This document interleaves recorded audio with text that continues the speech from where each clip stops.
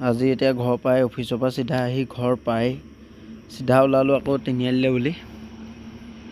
আহিয়ে চিধা বাইকখন ষ্টাৰ্ট দি তিনিআলিলৈ বুলি ওলাই আহিছোঁ, যিহেতু আজি জুবিন দা ঢুকুৱা এমাহ হ'ল আৰু আমাৰ যিহেতু সাংস্কৃতিক অনুষ্ঠান এটা পতা হয় আমাৰ প্ৰত্যেক বছৰে দেৱালী উপলক্ষে।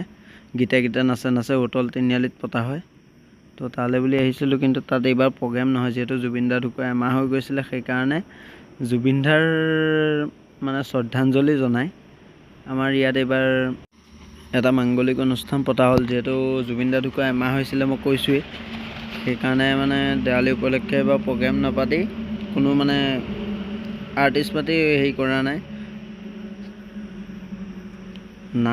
দিনত নাম হ'ল আৰু এতিয়া দিহানাম পৰিৱেশন হৈ আছে। এয়া তিনিআলিতে ৰখিলোঁ, সেইকাৰণে অসমবাসীৰ ওপৰত এটা শোকৰ ছাঁ পৰি আছে, যিহেতু জুবিন দা নাই আমাৰ মাজত। সেইকাৰণে মই চৰকাৰৰ ওপৰত এটাই অনুৰোধ জনাম, চৰকাৰৰ ওচৰত, যাতে জুবিন দাই ন্যায়টো অতি সোনকালে পায়।